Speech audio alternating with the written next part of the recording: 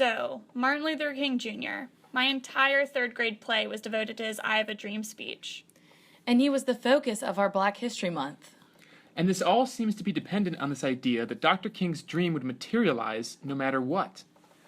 But can we just depend on this idea of the inevitable march towards progress that we learned about in grade school? As college students, we started to question what we learned about King's rosy utopia and the people in it. This idea of where does it come from and how do we get there? And after a closer look, we realized that King doesn't think as highly about people as we thought he did. His ideas about humans and human nature are not as utopian as we once learned, which is not to say he thinks everyone in the world is bad, but it is to say that King questions the relative good of humanity. And this makes sense considering the atrocities he witnessed daily. He was jailed 30 times, maintained a position on the FBI's watch list, his house was bombed, his wife and children's lives were threatened. And this is just the stuff we've heard about. Think about the things he encountered on the streets every day. So if our grade school education is any evidence, then King's ideas about the human capacity for goodness are most definitely overlooked.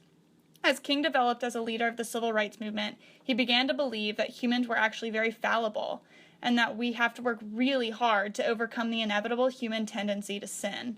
King therefore identifies a middle ground between those who are overly confident about people's capacity for goodness versus those who are overly skeptical. This overlooked insight by Dr. King is critical to social justice movements and has major consequences for our world today. First, let's clear up some concepts that will help to break down Dr. King's arguments moving forward. In an article for the Christian Century, where King describes his adoption of the ideology of nonviolence, he first identifies two terms that some use to describe human nature: liberalism and Neo-Orthodoxy. Try to think of these concepts on a spectrum, with liberalism on the far left and Neo-Orthodoxy on the far right. To King, liberalism is a kind of superficial optimism, with a belief in the natural goodness of man and the natural power of human reason. It's a complicated way of saying that humans are chiefly good and inclined to do good things. King thinks this is way too optimistic, but sees the other side of the spectrum as just as problematic. Neo-Orthodoxy, according to King, tends to define man only in terms of his capacity for evil. Humans will, inevitably, continue to sin and harm one another. They're not at all naturally inclined to do good, but naturally inclined to do bad. Neo-Orthodoxy is very skeptical of humans, and King sees this as too pessimistic. So King's proposed middle ground that he uses to describe human goodness is somewhere in between liberalism and Neo-Orthodoxy. King says that each represents a partial truth. His middle ground synthesizes what's accurate about both views. King affirms human goodness, but also our shameful inclination to choose the low road. Okay, so why does this matter? Who cares? And what does this have to do with social justice? In short, it has to do with hope, faith, optimism, confidence.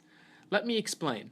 If I think people are inherently bad, that they will always do evil deeds, then I probably don't have very much hope in the future.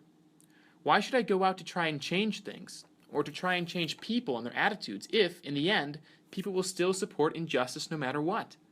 It would be a wasted effort. So, if I have the so-called Neo-Orthodoxy view about humans, then I will probably do nothing. I might fight for justice for a little while, but I can hardly expect to keep fighting for long, especially if I know my efforts will fail. More importantly, this attitude toward human behavior is toxic to any social justice movement. Imagine telling a really passionate group of people that all their hopes and dreams for a cause they really, really believe in will probably fail because humans can't help but do bad stuff. Most people would go home. A successful social justice movement needs to really believe that their efforts are not in vain, on at least some level, if it is to be successful. It cannot be doomed to failure. What about people who are overconfident about human goodness? Such a utopian view of society and belief in inevitable progress of humankind produces too much hope, faith, and confidence. Too much hope, you say? How can that be bad? Think about the American Civil Rights Movement. If Dr. King, the Southern Christian Leadership Conference, and oppressed African Americans all over the country had faith that humans would always get better, that they are naturally good, and that segregation would disappear soon enough, then they too would have done nothing, or at least very little. What would have been the point? Change would have only required just a little more Jesus talk and a brief moral awakening. Instead, these groups witnessed human fallibility and oppression all around them. Their daily experiences tore down any notion that people were actually always doing good, when children were being killed with bombs and peaceful protesters shot with fire hoses. So what could they believe? What are humans actually like? How do social justice movements and their advocates have the right amount of hope? King supplies us with the answer. He finds a middle ground between these two extreme notions, one that not only makes sense with our lived experiences, but also gives us the right amount of faith in the future. For King, while people may inevitably sin, they're still capable of good and their behavior can change. A social justice movement can be successful, but because people still do bad things, won't necessarily be successful. Social justice advocates therefore have to fight for what they believe in, and cannot afford to sit back and watch society march on toward predestined progress. Whereas liberalism and Neo-Orthodoxy are toxic to social justice movements, King's middle ground invigorates them and inspires them to action. It arouses in us hope, but also reminds us that we will need to work very, very hard. And we can't wait to do that. King's middle ground of human goodness is intrinsically linked to his claim that time is neutral. Whoa!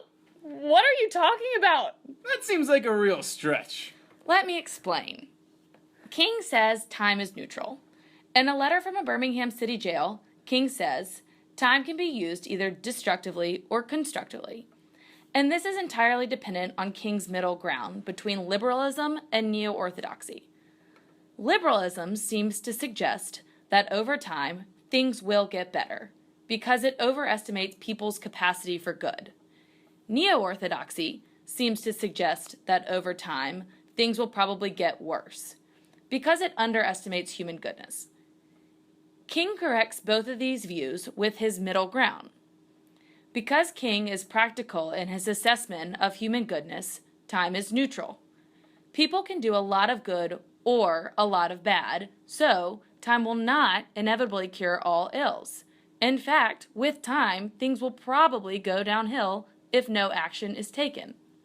As King says, people of ill will have used time much more effectively than people of goodwill. Now is the time to act, or else injustice will endure. King's view of how he views human goodness proves to be totally relevant for the issues facing today's racial climate. Like we talked about earlier, we learned in grade school that King has already solved problems of racial injustice. But the goals of the civil rights movement still haven't been accomplished. And it's been 50 years.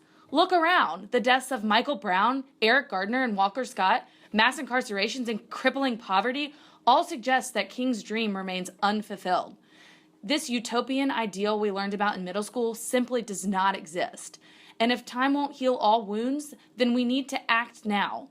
On the steps of the Lincoln Memorial, King told us how it would be fatal for the nation to overlook the urgency of now.